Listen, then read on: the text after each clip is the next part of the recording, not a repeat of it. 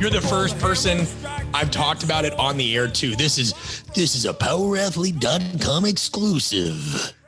And that's our lead-in. Power Athlete Radio, welcome to another episode of the premier podcast in strength and conditioning. I'm joined by my good friend, Brett Bartholomew. Brett, how you doing? I'm doing okay. I notice you have the FM DJ voice on, so I'm going to match that. Please do. It's like that old Family Guy with the dingo and the baby. You remember that one? I was wondering if we had the ham horn that starts us off like, oh. Ham. Yeah, that one. You know what I mean? Or the thing that just goes wham, wham, wham, you know, when it gets, here it is. Oh, the DJ horn? Yeah, ready? I hope you could hear that on your end. Oh, loud and clear. I'll leave all the sound effects to you. Please do. And when I hear radio sound effects, I immediately jump to, I think it was Wayne's World 2. Wayne's World 2, when they go in and talk to that dude about Wayne stock. And they're going in and he's just exchanging all these eight tracks for all these sound effects. And they're like, You're not even listening to us, are you? And he's like, uh-huh. And then they started insulting him. Yep. It's great. It's a good reference. Well, all right, let's lead off with that new book. You have this amazing book that has changed many careers and the trajectory of many young coaches out there. What's on deck for book number 2? Yeah, something that's very different. And this is something that, depending on when this is released, right, could be out the end of, what are we in? The end of 2021, could be 2022. We don't know, because we're going a little bit different route with publishing. And so it's not all in our hands. And but this is going to be something that I think is, I don't know, it's going to be one of two ways, right? And I've called it before on my own show, on our podcast, but there's going to be a large percentage of people that are going to be like, not as good as his first one. He should have stayed in his lane. He should have done this. It's very much like, no matter what, people just want you to do the same thing over and over and over and over and over and over and over again. And I also think that this is going to irritate some of the people out there that are really safe and sound in the whole servant-based, transformational-based leadership coaching models, right? Like anybody that solely identifies as a quote unquote servant-based leader probably won't like it, but that's okay. It's not, it's not for them. And the reality is any good piece of work or art or anything like that should be a bit polarizing, right? Like I have no interest in writing a book that everybody agrees with. I have no interest in writing a book that is the same thing I've done in the past. I have no interest in doing work that's safe. And so people can either look at this and say, that's a perspective, I need to be a little bit more open to, even if I don't totally agree with it.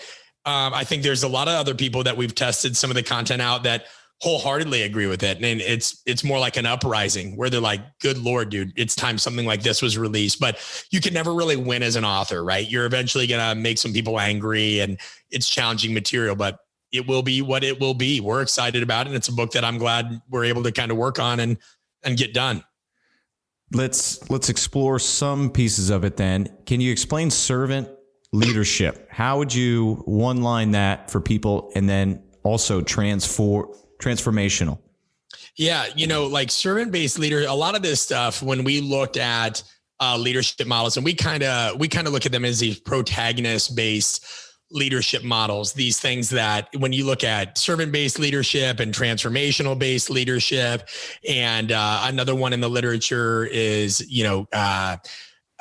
another one in the literature would be charismatic, based leadership, all these kinds of pieces, they play at many of the same things, and so, and what's been interesting is when we go into this, transformational leadership and servant leadership are often used very interchangeably, but they're different. So I think servant-based leadership at its core, like to use your one-liner, relies on the principle that a manager or a coach or a leader really exists to serve their employees, right? Instead of the other way around. Like leaders believe that anything should be their own interest, should take a backseat to the needs, hopes, goals of the employees.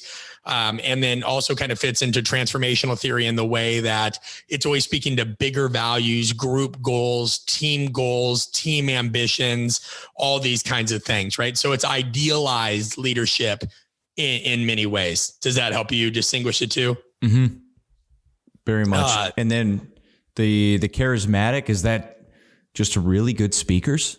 assume they're good charismatic, leaders? it's interesting. Charismatic leadership is very much like, think of it as like kind of great man theory, to a degree. Charismatic is, if we find people and we look up to leaders that generally speak to the aspirations and the greater virtues and values of somebody, that these people tend to be followed. I look at it as it's like TED Talk stuff. You know what I mean? Mm-hmm. That's very much charismatic based leadership. And the issue is so much of leadership has focused on the leader and not the led, and leaders only lead with the consent of the led. And it's funny. Like, think of your listeners, right? There's people listening right now that are leaders in one context, and and this is not a term that we made up, right? This is in the literature. They're followers in the other context. So a buddy of mine, very successful investment banker, the guy, goes around the world dealing with people that have more money than God. He's a super humble dude, right? Like, he doesn't really like that aspect of it. It's just part of the deal through the business that he represents.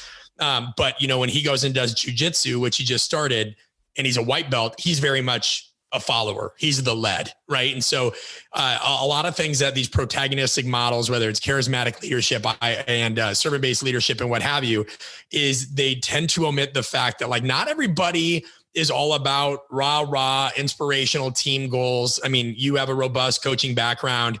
Would you imagine you've coached some people that are probably a little bit more selfish in their goals and they want to accomplish some stuff? And if you maybe just spoke to the team goals and all that, you probably would miss hitting the mark with them a little bit. Big time. In current situation, there's different kids with different goals coaching lacrosse. There's kids that want to go on and be more and take it into school. And there's kids that, hey, I just want to have fun, coach.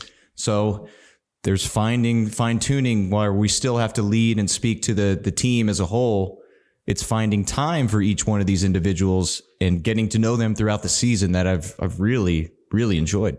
Right. So, like, if you think of, now let's contrast this, right? If you think of transformational leadership theory as, we're trying to inspire followers based on emotional appeals to achieve their full potential by transcending their own self-interest for the betterment of the team and yada, yada, yada. Well, I mean, there's research. It's not even an opinion thing. There's research that says, well, when you look at the role of athlete narcissism in moderating that relationship of how well they relate or buy into a coach or a leader that does that, they show that a lot of the highest performers in their space, have subclinical levels of narcissism. And I don't mean they're a full-blown narcissist, right? These things are dimensional scales. When you look at how psychologists or psychiatrists actually define these kinds of things, anybody with elevated confidence to some level exhibits a pattern of narcissism. It's not just like you're an extreme narcissist or you're not narcissistic at all, right? And so without kind of getting into the weeds of that literature, what they find is transformational leadership doesn't work well with those people. And all it takes is one really influential, follower to completely disband that kind of leadership. And so people don't really know how to embrace darker aspects of themselves. This is stuff that we hinted at in conscious coaching. We talked a lot or a little bit about in previous work, but it's just this idea of, like, there's this range of ways that we influence. And a lot of leaders have really bad power literacy. Like, growing up, man, like, I met a lot of manipulative people. And when I say growing up, I mean early in my career, different parts of my career, definitely now in my career, when we have to make deals with people based on course licenses, book deals, whatever, there's a lot of power brokers. There's a lot of people that will try to bend things to their will. That's just life. But, like, what leadership books out there really give us an ethical way to become more literate in how to navigate those power dynamics and the ugliness of leadership, the messy realities of leadership? Not a lot of them do. A lot of them are just like, I don't know, you might have ones that tell you how to have hard conversations. There might be things on negotiation, but I mean, like, how do you really deal with dark, manipulative people? And how do you really deal with the gray area? Like that's a big thing, man. Like, the gray area, I'm a dad now, and parenting is the ultimate gray area. I just don't feel like we get a lot of education on that. And so the goal with this book is to help people become more power literate. Consider it like a modern day Machiavellian guide, right? But, like, to be used for good, not to be edgy and not to tell people like these things that are super contrarian. Like, this is going to be the shit that you're going to want to give your teenager before they go out into the world when they think they know it all. Mm-hmm. And it's not based off just like a bunch of stories of Steve Jobs. it's, it's real shit. It's real shit. That's flipping awesome. And I understand recently you went up into solitude to get some of this done. How was that trip? Yeah, good, man. I appreciate you asking. Yeah, it's tough. I'm pretty easily distracted. And it's a byproduct of me always chewing off more than I can probably swallow. I mean, when COVID hit, I just felt like, let's leverage this. So, doing a PhD to try to make what we're doing from our live workshops to make it research backed and vetted, and trying to pivot the business in full and doing all these other things, bringing on new hires, having a little guy at home. We can't afford daycare every day. Our little guy can go to daycare about 3 days a week. My wife now works for the company, and, you walk that line between when your phone rings or somebody emails you or somebody asks you for a favor, wanting to do those things for them. But at the same time, like sometimes I just need people to leave me alone, because I have to let them down and I have to say no. And it's funny, man, like people get really sensitive about that. I don't know if but for as much of this culture that we have of like, yeah, put up barriers, protect your time, learn how to say no. People will tell you that, but they get really pissed when you say no. They get really pissed. Well, that's protect your time from everyone else but me. Dude, 100%. I was on a podcast recently and this guy was like, I asked you to do it 3 months ago and you said, no, I'm glad when we asked you again, something was more compelling. And he kind of said it in a snarky way. And I didn't know the dude. And I just said, listen, I hear you, man, but you need to understand that sometimes it's just timing. Mm-hmm. When I reach out to people and I ask them, recently I've had good conversations with Adam Grant in the past, right? He wrote the book Originals and he's written some other books since then. And I reached out to him to see if he wanted to do a podcast recently. And he's like, hey, dude, sorry, plate's full. Like, I don't go back in my corner and cry and put him on like the Steve Buscemi, Billy Madison, like cross him off in your lipstick list. Yeah. I'm like, guy's busy, and I've been told no plenty of times by people, but I got away in some Northwest town in Montana I've never been to before. I mean, there was like an avalanche and it was quite the experience, man. But I'm like holed up in this cottage by this frozen ass lake. People are snowshoeing outside. I'm just like trying to get some writing done. Yeah. So walk us through it. Did this little place have power? Yeah, the place had power, but it had some weird vibes too. Like I wouldn't have been surprised if I was in like a Stephen King novel, like every day there was like a death escape. Almost hit like deer at least 3 times. And I grew up in the Midwest. I'm used to deer crossing the road. It's not like, oh, God, never seen deer cross the road. These were aggressive deer nearly aiming for the car. And then it was like, for some reason, $400 to rent a car in this town in Montana. And of course, the car's like the 4-wheel drive was not solid and everything. So the beauty of it is it's all content, right? Mm-hmm. It's all friggin' content. And, you're walking around and you expect a small Northwestern town in Montana or in Northwest Montana to be pretty hospitable. Some of these people would like glare at you and you're like, I swear to God, this is one of these towns where like, if you're an outsider, like they're going to eat you. Like you look like meat to them. But thankfully I was nobody's meat. Well, your beard probably wasn't long enough, right? Beard wasn't long enough. And I think I made the mistake of like wearing one of those black, just those packable down coats, those thin down coats. And everybody there was wearing Carhartt and everything. So from what I hear, a lot of Californians have been moving to this area in Montana and buying like the biggest, most ostentatious houses on the mountain. And so they probably thought because I had my black coat that I was some Californian. And I'm like, dude, I'm just here to friggin' write. Give me the weekend special, Dolores, and let me go write. And I want the eggs sunny side up. There you go, man. So that was good for your creative process. Yeah, I didn't get as much done as I wanted to because I'm good at creating more work for myself, but we're getting there. We're getting there. I think the biggest thing that's been a help for me is knowing what to pay for a good editor now. All right. You learn more about those kinds of things. And I really value the folks that I worked with on Conscious Coaching. So that's not a slight to them, but like this relationship started earlier. I didn't find my editors for Conscious Coaching until like year 3 of the book. And so a significant portion of the book had already been written. So a lot of it was fixing. Whereas now I can work really well collaboratively with this person from the get-go. And so that's been a huge thing. We did a whole podcast episode on Art of Coaching podcast recently on how to write, self-publish a book, all those things, because we've gotten a lot of questions about that. But if anybody's listening, like I cannot tell you how important it is to find just a good editor. It'll make you like most people are like, hey, I'm going to send my friend a copy of the book, or I'm going to send them stuff and get feedback. Nobody is going to give you feedback like an editor you've actually paid to give you feedback. But people are busy. You know what I mean? Your friend's not going to read that shit. And if they do, they're going to be like, cool, man. You know, but they have nothing to compare it to unless they're an editor, of course. And that's part of being a good leader, is seeking out someone that's going to give you that candor, that constructive feedback.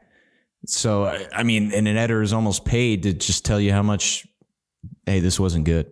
Yeah, man. And that's the other thing with this book, right? When I say that certain people won't like it, people have become, you know, the earliest title of it was Devil's Advocate. And it's not the title anymore, which is why I'm telling you that. But like, people have lost. It's like people are so scared of failure, humiliation, hard conversations, and the darker side of the world that we live in, that it's just, they rank themselves in what I call the BOB, the blanket of bullshit. And people don't want to be told their stuff sucks. You know, they very much want one size fits all answers. I'm like, yo, it's better to be damaged than dishonest. And I'm a firm believer that greatness is in the gray area. You know, greatness is in the gray area of what you do, and you can't get to the gray if you're scared of the dark. But it's something I call a lot of coaches out in like a friendly way on. And when I say coach, I mean a leader of any kind. But man, you know, how many coaches are getting certifications, like 12 certifications in the same thing? They keep going to the same kind of courses. They keep going to the same well. We had a guy that was like, hey, he basically admitted, he goes, I avoided your work for a long time. And I'm like, well, why is that? And he goes, to be honest, it's just easier always learning more about fitness and periodization and program design than it is communication. Like looking at myself, and you know, man, you came to our workshop. Like he goes, that is scary shit. That's scary shit. And he's like, it's not, I can't go back to a manual and just figure that out. You know, I mean, there's people that will not even listen to the podcast episode you interview me on right now, because they're going to be like, oh, unless he's talking about training, I don't want to hear about it. I'm like, yo, how many episodes you need to hear about training? Oh yeah, no, Power Athlete Radio, the premier podcast in strength conditioning. We abandoned training conversation a long time ago. But it's funny because in one of the, I won't get into which group it was, but there's a Facebook group that's all strength and conditioning related. And they're like, what's the best training podcast out? And your guys came up all the time. Training. They're like, oh, this one. These guys are the best. And you're wonderful. But I think people are very scared of certain topics. And I think communication is one of them. This is a great segue. I was fortunate enough to take your valued course. And one of the ones I want to get into is the resistance to change. And this is a very powerful segment for me, because it bullet pointed some things for me to look for when communicating to athletes, parents, and employees. Power Athlete is expanding. So formulating different questions and aiming to see how people would face challenges, change. There is no normal work day when you're working for the big guy. I will say that. So it was a powerful chapter for me to then look for these different things. And the key points, just to throw it out there and gen up some conversation here: tradition, suppression, suspicion, lack of vision, and your current perception. Can you put us in a position to how you bullet pointed and identified these to begin to share with individuals facing others that are with that closed mindset?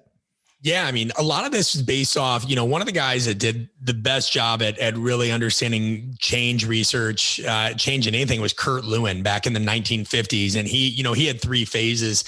And it's great because it was like changes 3 steps, cats.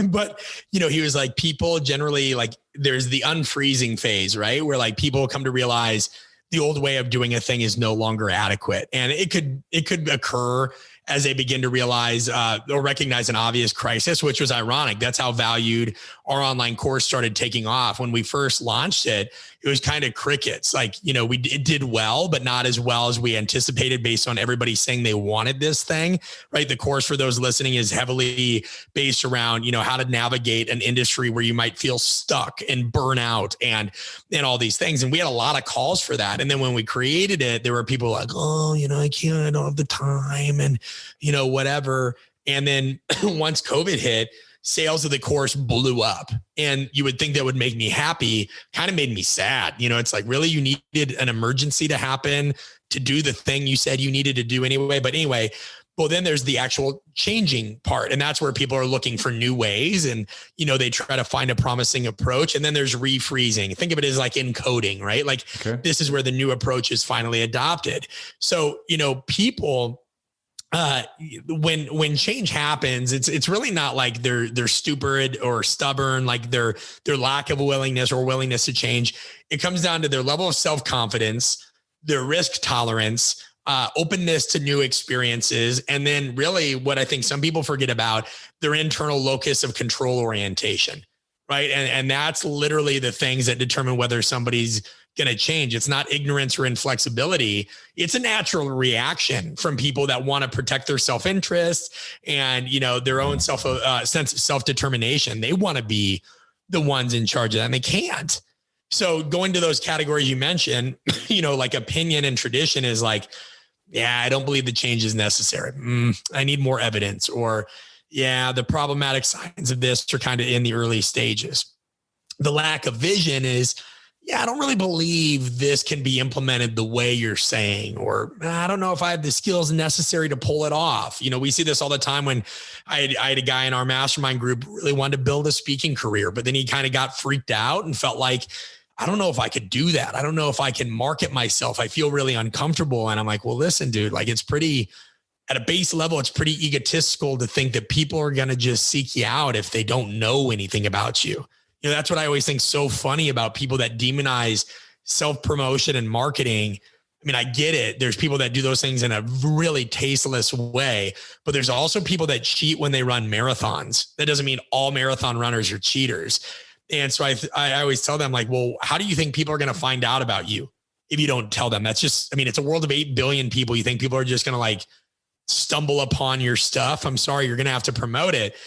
Suppression, and a lot of what like my next book deals with, is this idea of like, even if change would benefit a group of people, if there's certain people that are already in a position of power, let's just consider them a power broker, or they're a defined stakeholder, and they don't want them to have power, they feel threatened by it, which I've come into a lot.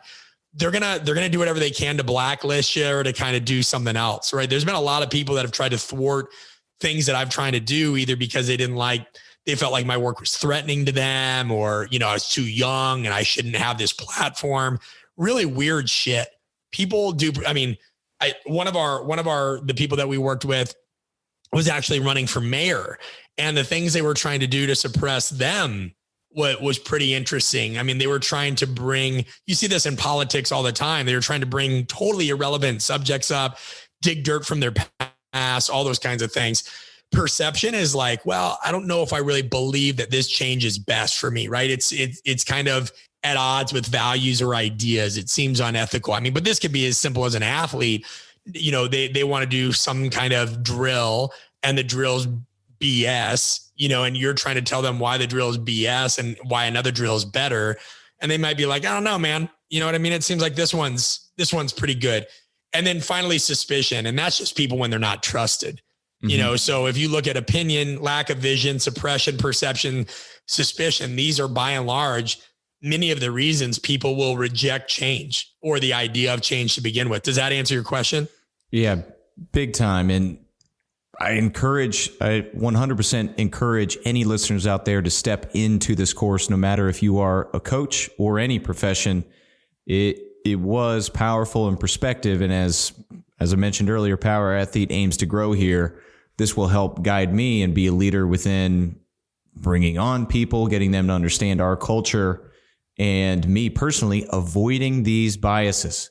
Well, so that's a prime example right there, right? So like if we look at operationalizing these, there are some people that won't take the course because their perception is that it's only for coaches. And we've seen this before where people are like, well, you say coach an athlete or you talk about strength and conditioning. And I'm like, well, yeah, like that's the world I came from, right? Jocko Willink. I would love to ask him if like people are like, hey man, I wasn't in the military. Does your book apply to me? Or, Brene Brown, like, hey, Brene, I'm not an academic, but I want to be vulnerable. It's very interesting to see, and this ties into opinion and tradition. What I ran into a lot over the last 5 years is we crossed over from S&C to more stuff is the outside world isn't used to somebody. There hasn't been another strength and conditioning coach that's gone really into leadership. And I didn't recognize that until we came up some barriers. Like I missed out on a $20,000 speaking gig, more money than I could fathom for, speaking, simply because when I sent the media kit that these people wanted, they saw strength and conditioning in my background. And therefore they go, hey, we're not really looking for somebody to give us a fitness speech. And I was like, whoa. No, that's not what I'm doing. Like, your staff reached out to me and they're like, yeah, man, like, sorry. And so I had to learn how to market myself as not just a strength coach anymore, because I was getting basically marginalized just because they saw that and they didn't know what it meant. Dude, it's the craziest thing I had ever experienced. And we saw that with conscious coaching. There was a guy that was a publisher that was like, sorry, I don't understand your field. And I don't think there will be a market for this book. And so I think those are prime examples of where opinion and perception and vision and suppression and all these things come in, is people don't realize you have to understand a lot of different ways to market yourself, because people are very lazy in how they assess things, and you will be judged by your cover very quickly. Mm-hmm. And this leads perfectly into my next question about getting the job. And you list some components that put people in the best position to understand how to appeal to the job they're going for. In particular, great at your craft, well-rounded skill set, professionalism, and likability. So, I mean, no matter the field, likability, in my opinion, is 100%. It's it. Like, you got to show up every single day with a great attitude and not distract people in the wrong way. Otherwise, there's some resentment that starts to build up. They avoid you. And then when it comes to team projects, not going to happen. I'm not working with that person. So, I mean, it's important components that you're putting people in a position to understand, hey, all right, there's get the job, then finally be likable, keep the job. Yeah. Well, and listen, like there's a lot of research on this kind of stuff, especially in the medical field. One great article that kind of talked about, doctors and I think it was oncologists in particular, but don't quote me on that. It's been a while since I've looked at the document. We have a presentation on it, but it's been a while since I've given that too. And it's, do they get it and do they get me? And what they did is they started to look at a lot of this, dichotomy between warmth and competence, right? And it's that same idea of like, it's not just what you do, it's how you do it. But it showed that, I mean, really when these patients came up and met doctors that gave them tremendous care, they went in depth in terms of explaining the diagnosis, the procedure, what they should do, how they can treat it.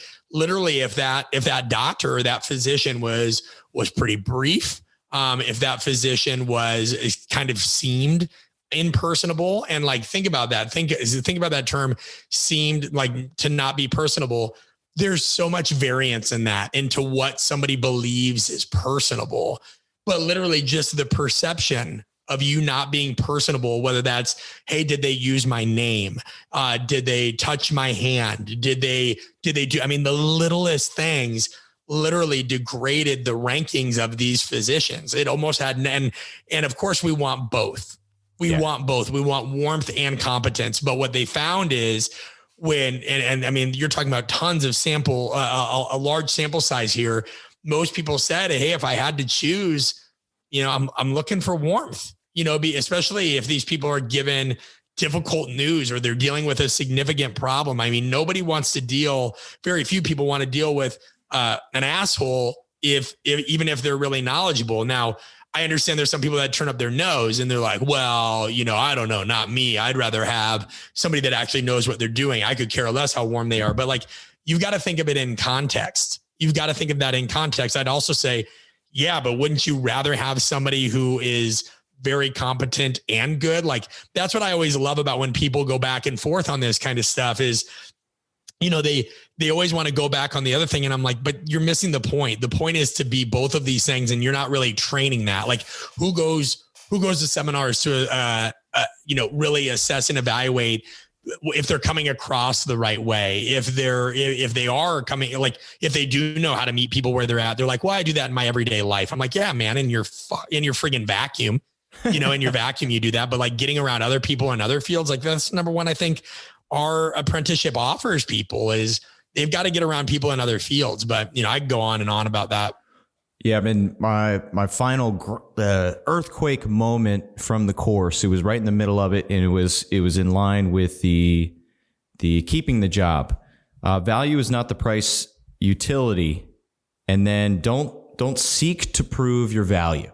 And this jumped out to me because going up to parents, saying my coaching resume and all this good stuff versus what I needed to do. And I now have since done is aimed to seek to provide value. Hey, this is what I can do for your athlete, your kid, so on and so forth. And it was a change of communication and really perspective for me.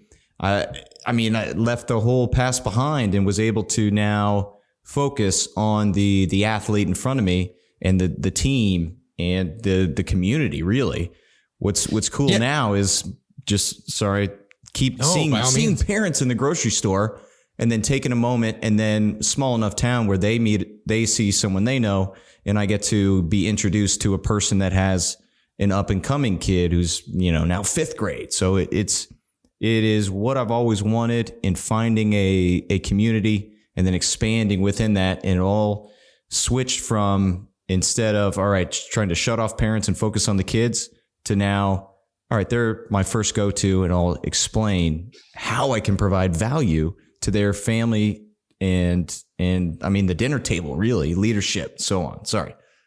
No, you don't need to apologize at all. It brings up an excellent point. Like that's another thing where you look at how values determine, and this is something that a lot of leaders and coaches struggle with, how you determine interchangeably is I think a lot of people think that, when we talk about don't prove value, provide value.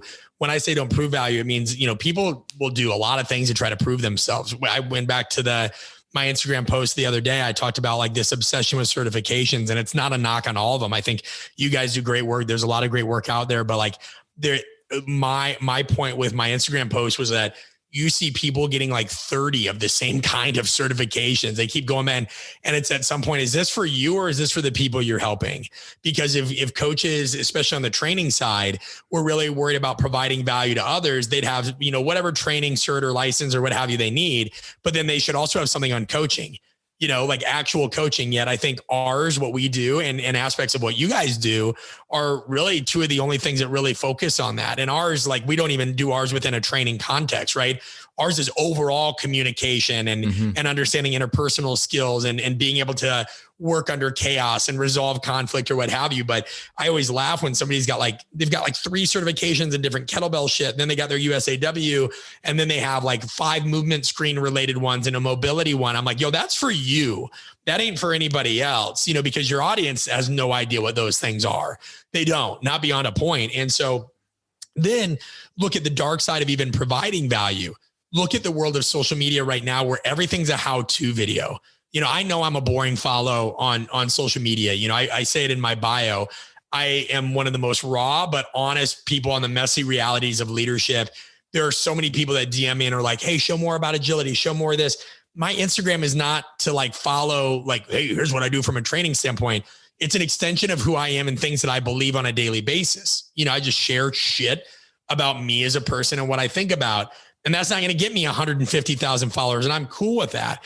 But here's what's worse that people don't understand. Everybody else is doing how-to videos, how to fix your shoulder, how to fix your hips, how to squat appropriately, how to deadlift. Eventually, all that just gets drowned out. And that is a gross assumption of what is value. to your listeners. So I have a note, in my phone sometimes. And this was surprising to me too. When people joined our mastermind coalition and all that kind of stuff, there were some people when we asked them, like, what is value to you? And I'm pulling this up direct from a person that went through it.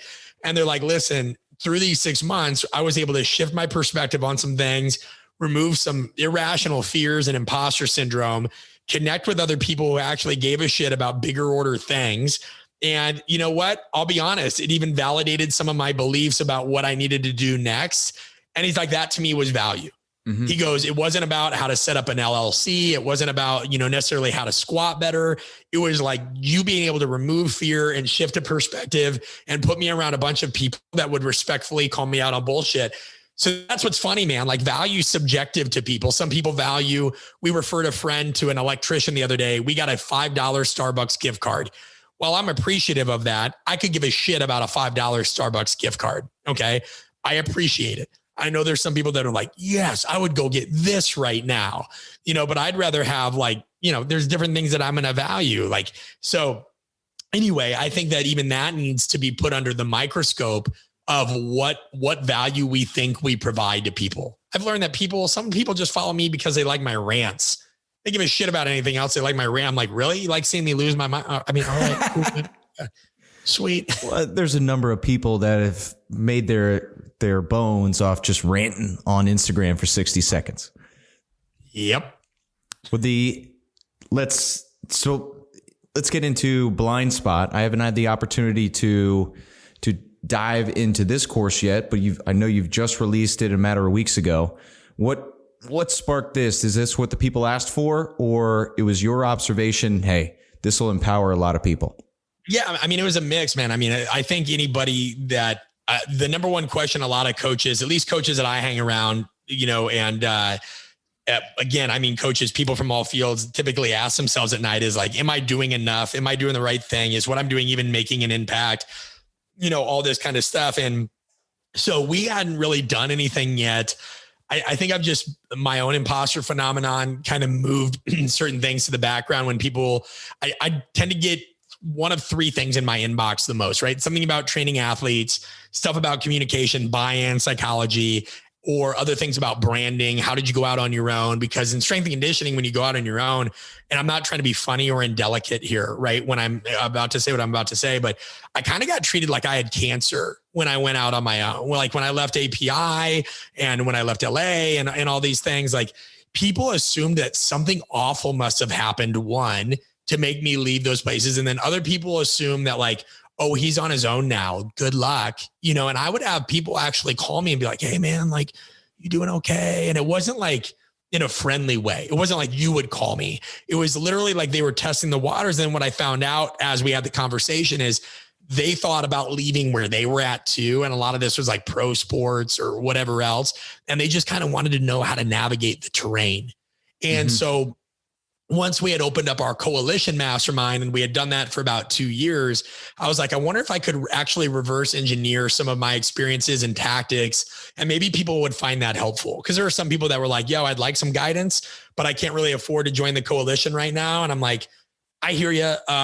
Just wait till the next round and do it when it's right. But then I'm like, well, let's offer them something that is more affordable, but still kind of like provides those tactics. And it's really broken down into 4 things, right? Like overcoming self-limiting beliefs. And that is, nobody's going to care about what I put out, or it's going to fall flat, or it's not good enough, or I'm going to get called out, or, a lot of for coaches was just like, they didn't think anybody was going to care. So there's a whole module about that, because no matter how mentally strong you are, sometimes you just think your shit sucks, and you don't really, there's times a year where I just don't like myself, and I can't be the only one. Phase 2 or module 2 is very much about like, vetting your idea. Like, what is it you think you want to do? And some people have a lot of different ideas. Or it could be, oh, I want to do a book, or I want to start a business, or I want to do a speaking career or a podcast or whatever, they want to do something. And so we take them through every module has got 3 to 4 different lessons that get super tactical about how to actually do competitive analysis on these things, on how to actually pressure test your idea. And we give them like tools and worksheets that they can do that. And then basically matching that with who they think their audience is. And dude, that's a scary thing. Most people have no concept. And granted, it's a tough thing to lock in. I still learn this stuff, but like, for example, when we ask people to just say like, all right, well, give us like a basic value statement.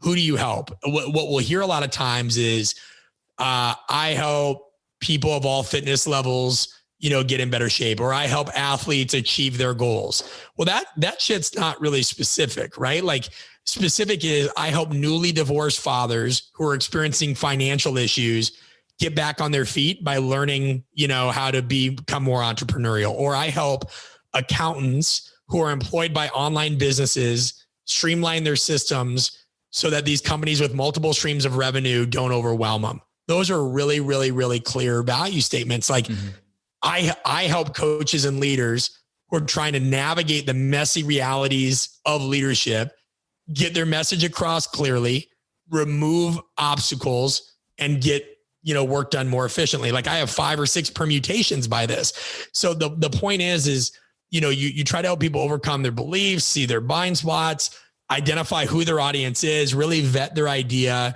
learn how to market it ethically, and effectively. Like what should you price your stuff at? How do you know? How do you make sure, that it's even meeting the market? Think about how many coaches, they try to prove that they're better by just getting on and arguing. That's not differentiation, right? No. Differentiation is, think about it this way. You have Walmart. Their form of differentiation is to appeal to a very broad market and be a low-cost leader. Well, compare that to Dollar General, right? Dollar General is also a low-cost leader, but they don't offer everything that Walmart does, right? And they don't try to. Think of like we mentioned Starbucks earlier. Starbucks, they're relatively pricey for a cup of coffee, but they're a global market. Mm-hmm. Now think of like local roasters in your area. It may also be a little bit pricey, but they just want to go narrow. I think then if there's people that ride motorcycles, you have like, Ducati motorcycles, or if you like automobiles, you could think of like Tesla. If you go to Tesla, this is another quadrant of differentiation. Tesla only makes EVs. You're not going to get a gas vehicle from Tesla. And so you have everything from like, global and low cost leaders to hyper specialized things. But most people don't even look at where they actually offer differentiation and don't know how to identify that. They're just like, no, this person sucks and my shit's better. I'm like, yo, I'm sorry. You're basically just trying to say that I should buy your bottle, your brand of water because it has a different label. Both you guys are water. You're both trainers just trying to get, like, I don't notice differentiation there. And so, yeah, think of it as like, almost kind of business school for people that have never got a chance to learn how to like find their strengths, learn who needs it the most, and understand how to get it to them in an ethical and values driven way. Sounds powerful. I'm looking forward to diving in soon. I get the opportunity. There's one more opportunity. This is what we call a smooth transition, Brett. You have the smooth transition. I'm looking forward to at the end of March. The Leadership Summit. Please explain the Leadership Summit. We got a quick turnaround for this episode, so they have plenty of time to register. Yeah, I mean, again, just kind of calling all of us out on our own bullshit a little bit. I think how many times this year or in general have you heard the phrase of like, learn from everybody, leaders are lifelong learners, and, get together and sharpen the sword, and iron sharpens iron, right? You heard these phrases much? Oh, all the time, not just this year. Yeah, right. You hear it all the time. And by the way, I'm guilty. Anything I make fun of, I'm guilty. I think, I'm selfish, man, in that I make things that I wish I had. If I complain about something, I challenge myself to be like, all right, do something about it.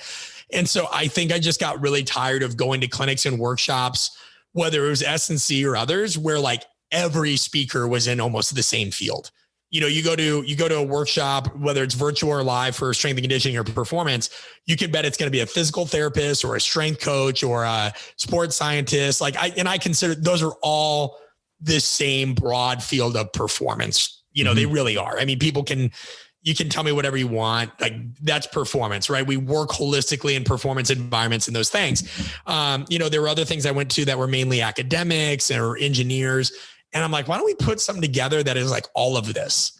And so we created something called the Communication and Leadership Strategy Summit, where the goal was to get professionals pan domain. So we have Edward Coughlin, who has done a lot of coaching research and he's based out of the UK. We have Andrew Leslie, who is in charge by and large of the Adidas innovations team. I mean, this guy oversees style and design of things that won't be released until 2028, 2032. They're doing things with synthetics. Like one of the people that works with him works with Kanye West and Pharrell, and he's a good buddy of mine and all these things. And so like they're doing a lot of stuff in innovation and design of apparel. You have known names like in our field, like Kelly Starrett and Matt Jordan. Nikolai Morris is talking about a lot of different things that women go through, but like not in this like kind of women need to be given equal opportunities. And for sure that's important. I'm not using that voice to mock that. She's going to kind of push back and be like, yeah, but a lot of these women are approaching it in bullshit ways, right? Like a lot of these topics, man, they have one rule. Everybody speaking has one rule. You have to come with something that is the ugly reality of leadership. This is not this is not education about like Kelly Starrett is not coming on to talk about how to improve your mobility, right? Like these people are coming on to talk about how do you engage audiences virtually? How do you, one person, Carl Coward in investment banking is talking about how do you even learn how to read the room? This guy has to go in and work with Richard Branson one moment, and then he has to work with a coal miner the next. And he needs to know how to present himself in accordance. And he's going to talk about times where he put his foot in his mouth. We have a gentleman named Dr. Rudy Anaba, who's like, he does a lot of stuff in hormones and the different aspects of health and wellness and longevity. Rachel Yanez, who works with members of the military, is going to talk about mindset bullshit. I mean, it's great. So the overall arching theme is, hey, all of our audience that's attending is tired of TED Talks. They're all tired of just education. These people want to know what you do when shit went wrong in your industry or in stuff that you did so they can extract it. So again, we want to own all things messy realities of leadership. That's our thing with Art of Coaching. And so we wanted people in every field to do that. So yeah, it'll be interesting. It'll be interesting to see how many people do or don't sign up because they don't recognize the names. Right. Because we know, like, if we reached out to you and John and we reached out to Dan John and we reached out to Mike Boyle and we reached out to some other people are going to be like, yeah, I'll sign up just because I recognize the name.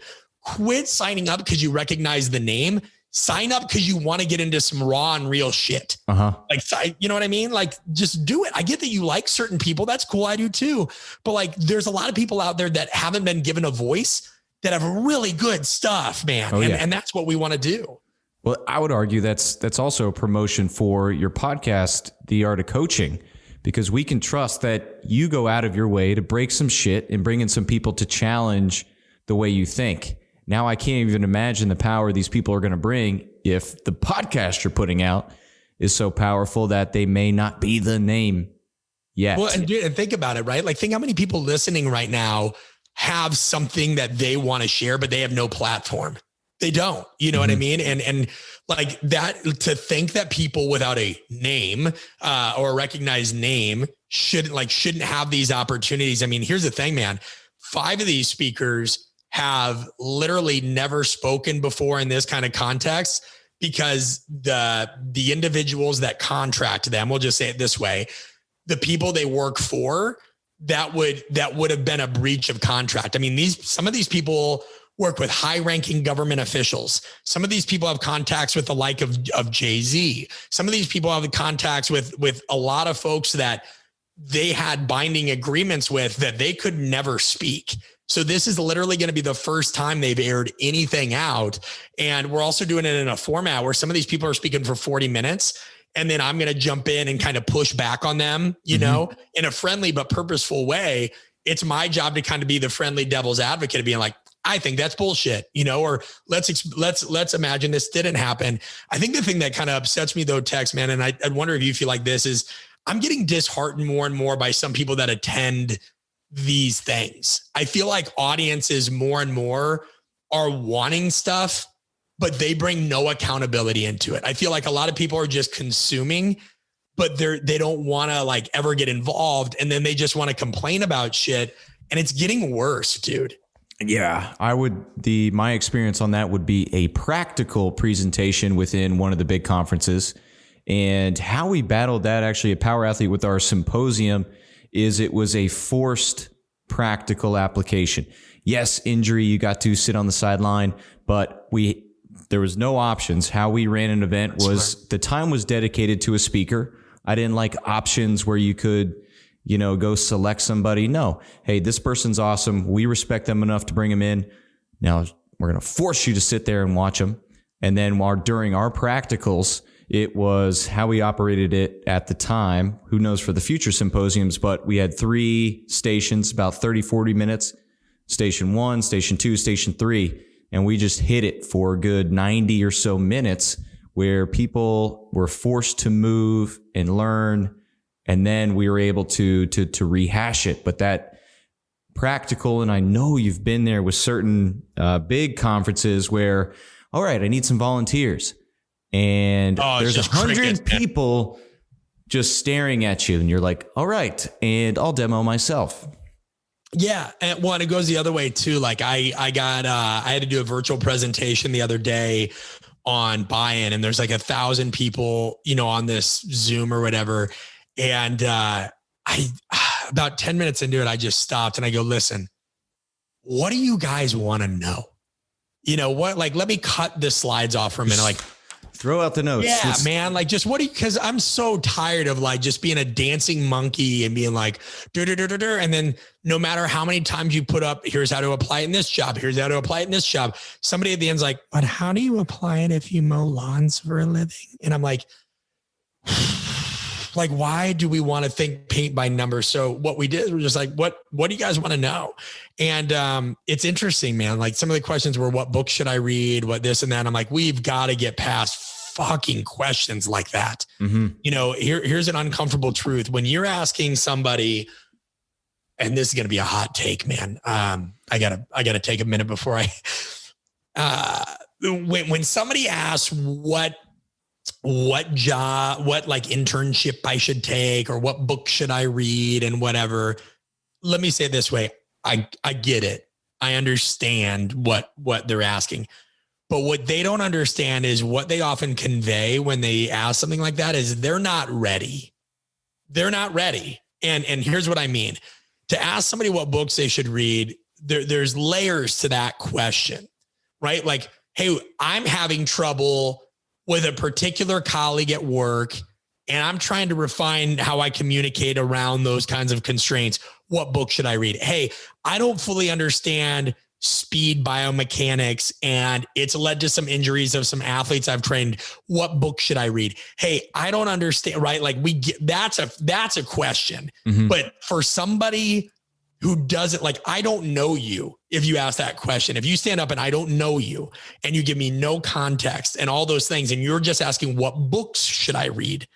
I want to know what kind of answer you're expecting, because if I really wanted to be an asshole, and I'm not, all the time, like I have artofcoaching.com, like /reading list. You can go right to it. But, and that's for like strength and conditioning professionals, but also whatever. If somebody's just if my son wakes up or grows up and goes, hey dad, what book should I read? I'm going to give him some fiction, some nonfiction, some finance, some science, some this and that. It's interesting. And when somebody says, what internship should I take? Dude, I don't know you. Mm-hmm. Like you're putting a lot of, I don't know, one that allows you to learn. And so this is what I mean by audience accountability. People are getting really lazy because they're friggin' scared to be wrong. Yet if you're scared to be wrong and you want one size fits all answers, don't be surprised when shit crumbles around you, because one size fits all is for nobody. It's for nobody. One size fits all nearly got me killed. Fitting into a one size fits all healthcare model is how I nearly lost my life. And today's predominant leadership model is broken the same way. We want to prioritize something that's centered on adaptability and prioritizes fit. But if you don't let us know the context in which you operate, nobody can give you a good answer. And that's why all these people are mad. Well, I'm tired of Zooms. I'm tired of conferences. I'm tired of this. Well, you bring really shitty questions to the table. You do. You know, like leaders are a reflection of the led. So yeah, anyway, but that's March 20th and 21st. You just go to artofcoaching.com/summit and it's there. But dude, it's why I respect you. Like, I've seen you routinely call yourself out on your own bullshit. You're super hard on yourself.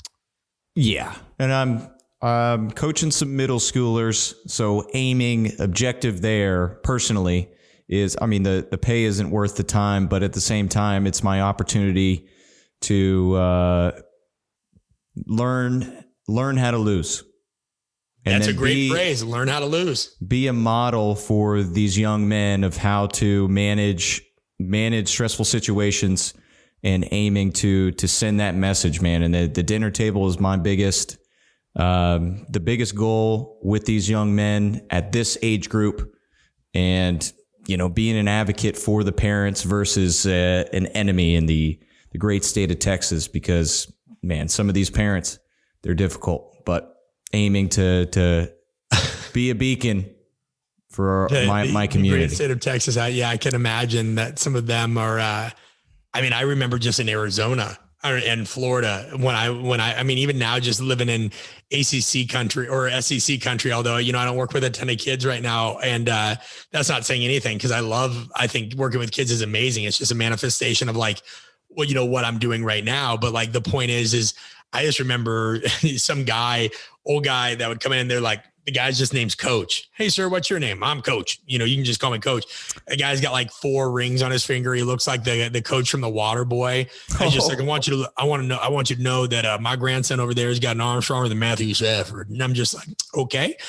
He's like, he's 12 years old, but he plays like a 16-year-old, and you're going to train him like a 16-year-old. And I'm like, hey, Coach, get the hell out of my face. You know what I mean? Like, yeah, there's some tough combos like that, but hey, man, starting to welcome them and using a lot of the tools and techniques that taken away from your online courses and then your apprenticeship in person, which hell of a lot of fun. And I'm looking forward to when that is back live and in person. They're live, man. They're going. Yeah, they're live. Literally, this is the first podcast we've announced them on, but we've done mainly in services right now, just with a lot of like pro sports teams and then some corporations and law enforcement and things like that. But because, you know, while single facility owners prior were pretty scared just because I don't know, and COVID or what have you, but we've only had one, you know, not sell out. And that was right at the beginning of the pandemic. I mean, you came to one right when the pandemic was going, and that was a smaller private in-service, but these things are small, right? Like for anybody listening, don't string me up. We're not running 20, 30 people. People aren't like Ace Ventura, you know, when nature calls, when they're hawking loogies into each other's mouth as a way to say hello. And they're like, oh, I like you. That's funny you mentioned that. This is the second time that's been referenced today. During training, really? I'm trying to recall, it was the Rhino. On Power Athlete Radio today, we interviewed Ian the Rhino, freaking jacked bro on Instagram. And immediately all of our minds, John and I just went to the Rhino scene. I remember that. But when nature calls, they are back on. They're not for everybody. So if you're listening and you don't want to get out of your comfort zone, do not come. Don't. I will say this. It is as awkward as Ace Ventura coming out of that Rhino's bumhole. Like, that's a great marketing. Thanks for that. Going to our apprenticeship is as awkward. Unpack that for me, will you, buddy? 100%, because there is nowhere to hide. A lot of improv principles are presented, and as a coach and as a speaker, really, it's all right. Routine, get to my points, be clear, and then all of a sudden now I got to think on my feet. All right, all these different fun games. I'm not going to spoil anything for anyone because I want them to have that same experience that I had. But 100%, it is a stressful in a great way opportunity for you to empower yourself and learn to think on your feet and really bring the seriousness down that you present to the weight room or the boardroom and all of that to get get really focused and, man, enjoy the art, the opportunity, or whatever you're able to apply, the tools that you take away from the apprenticeship. Do you remember, thank you for that, by the way. Do you remember, and he's a good friend, he's the PT that's helping me with my shoulder, but do you remember the individual when we were doing kind of the warm-up activity where they had to think of, 6 words that began with L, and, they're on a time limit, and anybody right now could do, right? Like if I just said, hey, think of 6 words that rhyme with L, right? You could say lamp, you could say leg, you could say ligament, right? Like give me one, Tex. Loser. I'm not you. We were doing an activity on how, sometimes recall can be flighting when you're put in a constraint-based scenario. And in this one, this guy was timed. He had to maintain eye contact in a really awkward way with a relatively large group of people, and a large group being like 10, or what have you. And we do some other things that, again, I don't want to give away. And he's a wordsmith, man. He's great, but he's like lake, lamp, lig, and we're like, time out. Did you just say lig? And long story short, he couldn't think of those 6 terms. And this was just like a warm-up activity to, again, focus on recall under pressure and talk about constraints. But there's moments like that where he was so pissed for 3 weeks after. He's like, dude, I can't believe I couldn't come up with 6 words that rhyme with, or that start with L. And I'm like, that's the point. Sometimes when we need the right thing to say at the right time, it's not there. It's not there. And you've got to learn how to overcome those things. So anyway. Oh yeah. And the more I would recommend doing those games, and I aim to bring them to the office for some fun stuff, but some of those that I got up on, I held on to them for a little bit longer than I should have. Which one? The presidential debate, the presidential debate one. Yeah. Yeah. Which some of those, the words that I had to guess as the candidate speaking for my embezzling, my town. Or no, were you on the group that won? Did you win? We did, but it was like Oprah embezzles. But honestly, man, you let us hang out there for 10 minutes trying to figure out with charades, embezzle. I forget what she was embezzling, but like that was the difficult word. But so here's the thing though. One of my old neighbors used to be a criminal profiler for the FBI. And, it's funny. I think some people struggle to understand, and thankfully I say this, but I very much project, because nobody's ever come to an apprenticeship and been like, I think we've had one person ever be like, I don't get the point of this thing. You know what I mean? And then we had to go into a long diatribe of lateral thinking and understanding. But like, I remember talking to the gentleman that was a criminal profiler, and he's like, those TV shows are nice. He goes, but these people don't give you a lot. And oftentimes it is very much looking to something that you would have never guessed or stumbled upon. It's not obvious, right? For as much as our world loves to talk about verbal and nonverbal, there's so much more context that people just don't know how to pick up on in a way and connect the dots. And a lot of that is what that is, and conversely, we've had a lot of words then and phrases and situations that nobody thought they would get. And they get it because it's all about attunement, right? You have a partner. Communication is a dyadic experience. There's multiple people going on, and it's this shared process of meaning making. So it's not that you couldn't come up with the term embezzled. It's that your partners did a kind of shitty job of leading you there. If you recall, they kept doing the same thing over and over and over again. And that's very much like coaching. Hey, Timmy, I want you to, perform a clean. Here you go. Bend your knees, hands just outside your thighs. Kid doesn't get it. And then how do they tend to fix it? More words. Louder. How do they tend to fix?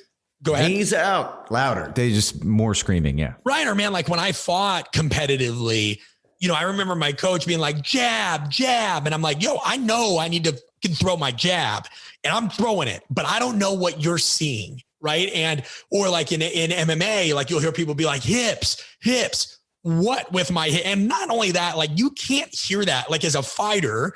And like, I didn't fight pro, but I did Golden Gloves and I fought. Like, I don't hear that shit because there's so many other people yelling. And even if I hear you, I don't know what you're telling me to do. So you've got to find a more novel way to get that message across. But people that get frustrated, they're like, I don't know what to do. And I'm like, then just embrace that and have some fun with that. It's okay to not know what to do.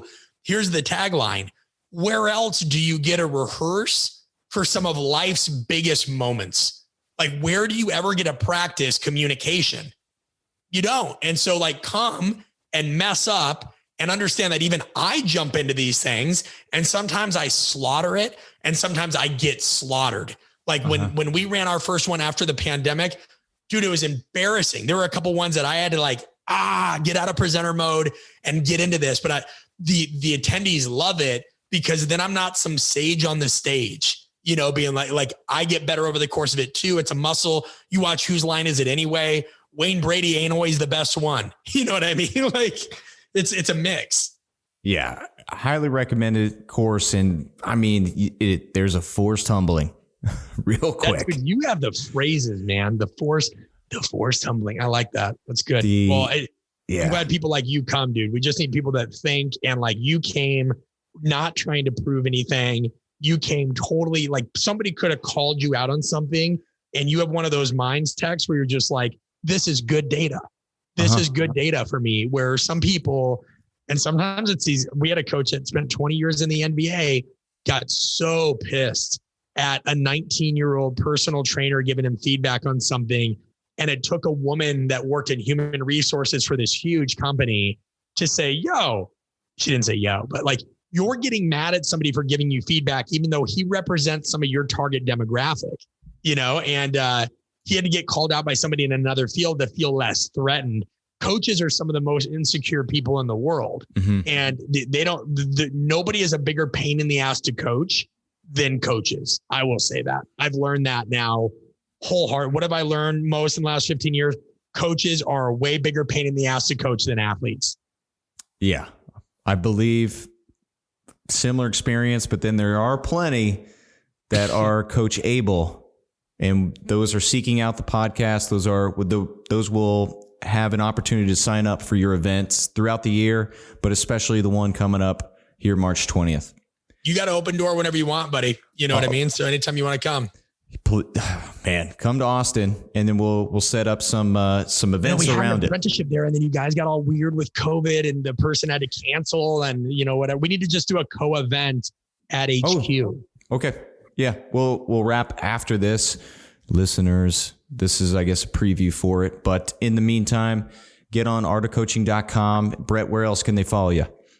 Right there, artofcoaching.com will take you to my Instagram. It'll take you to my book. It'll take you to any of these things, the podcast, where we have made it idiot proof. And I'm not saying like literally, like if you're like, where's the book? It's on Amazon. Where's everything? Artofcoaching.com. All of our courses are there. There's no evil agenda here. We're just trying to be people that I grew up and I got a lot of advice that was like, keep your head down, think positive. And those things are all great. But that doesn't always work in life. You have to learn how to deal with dickheads. You have to learn how to get out of your own way. That's the space we live in. We're just trying to do good things. We're not trying to make anybody feel any other way other than empowered. So like, check it out, expand yourself, you know, and come learn some new stuff. Yeah. I took a lot of notes today while I'm here. I always write down during our podcasts. The one I'm going to circle here to share was, do they get it? Do they get me? Yeah. Warmth plus competence. Boom. All right. Thank you for Power Athlete Nation. We'll talk later. Bye. Now it's time for you to empower your performance. Head to powerathletehq.com/training to choose from a number of programs to meet your specific performance goals. And if you like to break a mental sweat too, visit academy.powerathletehq.com and become a real stakeholder in you or your athlete's success. Until next time, bye!